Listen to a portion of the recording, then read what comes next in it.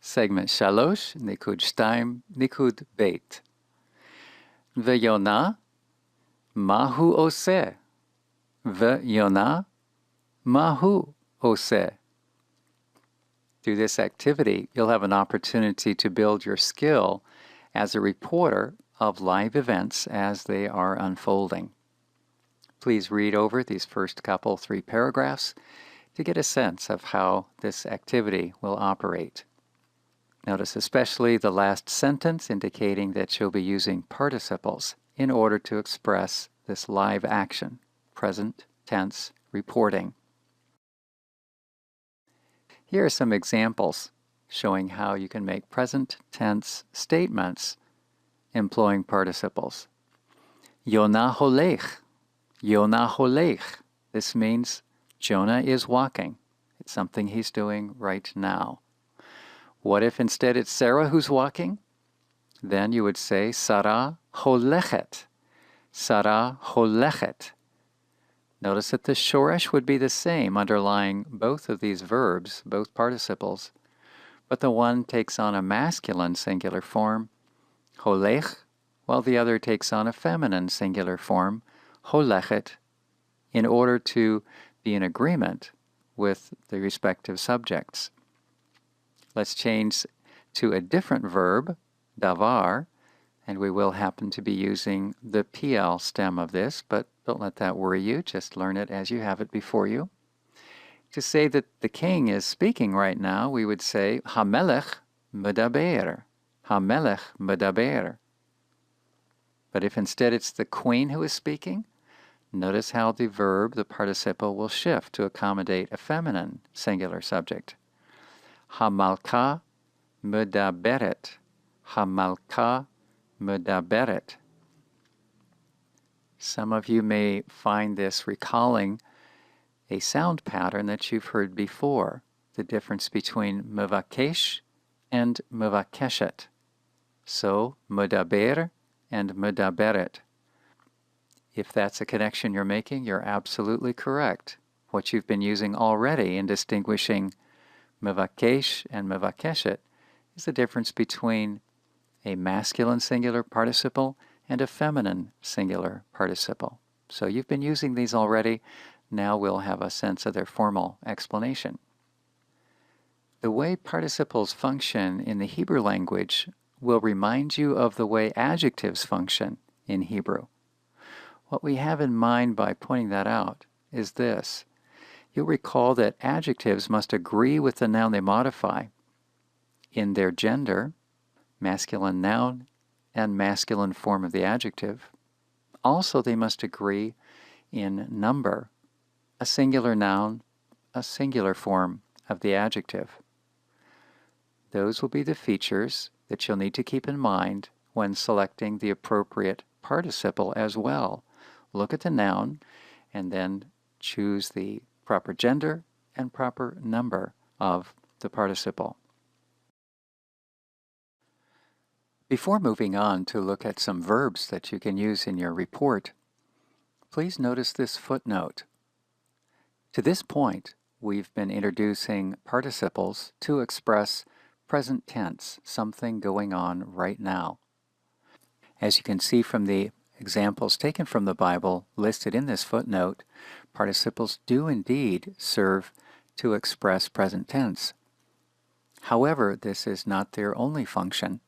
At times we will find them operating in the future and also in the past. Consequently, as we build a mental category for participles, please keep this in mind. Oftentimes it expresses present tense, and oftentimes this should be our first recourse when translating a participle. Later on we'll gain skill to recognize when it may be operating in the future or the past. Here's one more mental note to make at this point. We've been dealing in the present tense. We've been using participles to express it. Hebrew is not limited to using participles to express the present tense. In the near future, you'll be learning another verbal form which is commonly used to express the present tense. Your project in this activity is to think back over what Jonah has been involved in or the other elements of his story up to this point, and then retell it as though it were happening right now and you were watching it unfold. Here are some verbs that you may draw from in order to retell Jonah's story in the present tense. Each of these are participles. You're offered a masculine singular and a feminine singular of each one. Choose the appropriate form based on whatever is the current subject in a sentence that you're composing. Ochel, ochelet, ochel, ochelet. Holech, holechet, holech, holechet. Yored, yoredet, yored, yoredet. Mevakesh, mevakeshet, mevakesh, mevakeshet. Medaber, medaberet, medaber, medaberet. Molech, molechet, molech, molechet. Mesir, mesira, mesir, mesira. Over, overet, over, overet. Omed, omedet, omed, omedet. Shoel, shoelet, shoel, shoelet. Shomea, shomaat, shomea, shomaat. Shomer, shomeret, shomer, shomeret. Shote, shota, shote, shota.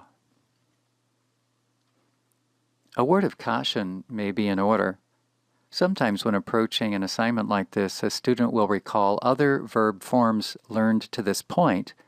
We have in mind here the infinitives construct, like le'echol, meaning to eat, and a student may be inclined to insert one of those in an effort to make a present tense statement about Jonah.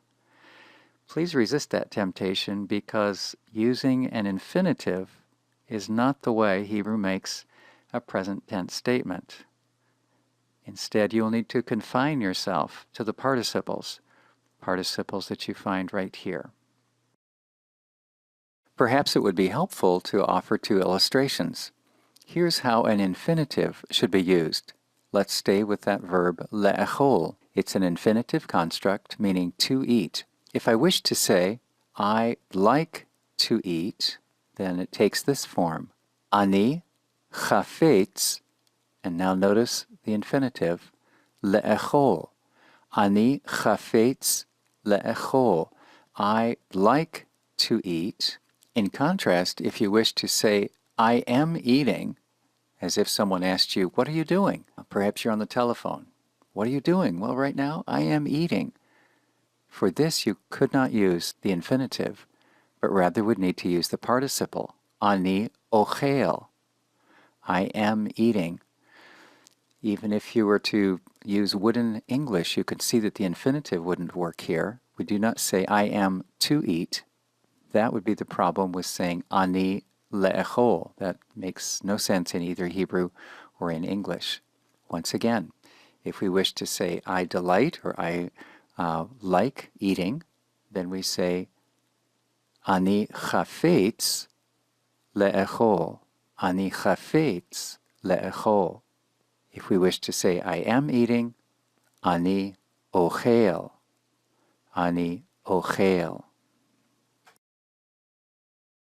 The 6 to 8 sentences that you will be composing should begin with the 2 listed here.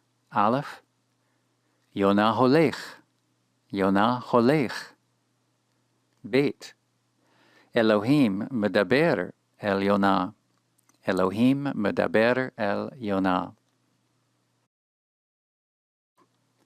In the examples provided up to this point, participles have provided the predicate of a sentence, the verbal element supplying and completing an entire sentence, so that to say Yonah holech is a full sentence. Jonah is walking. This function is called the predicative use of a participle. But this is not the only way that Hebrew participles can function. Sometimes a participle will operate as an adjective, supplying a quality to describe a particular noun. As an example of this, notice the footnote. In the expression, quote, God is a consuming fire, the word consuming is a participle. It's operating as an adjective in order to modify the noun fire. Consuming fire, this tells us what sort of fire is intended. This is an example of a participle operating in an attributive function. In other circumstances, you will not be able to find a noun in the environment which is receiving the modifying activity of the participle. In these situations, the participle becomes an object or entity itself. It's as if it enlarges to form, as it were, a noun. We call this the substantival use of a participle. It becomes a substance, not merely a descriptor of some other substance. The easiest way to see this may be by noting the sentence referring to Cain. So we find that Cain used the participle shomer in this fashion, a substantival fashion. In his question, Ha shomer achi anochi? Ha, interrogative word, shomer, one who guards, a person characterized by guarding. Achi, of my brother, anochi, I, referring back to Cain. So, literally, a guardian of my brother am I? More smoothly, am I my brother's guard or keeper? In view of the fact that we have some choices for interpretation when encountering a Hebrew participle, may I recommend to you to read carefully the paragraph that begins with the inline heading, A Suggestion for Rendering Participles. This gives you a bit of a map to initially translate participles as a thing or person characterized by the activity of the given verb, such as guarding.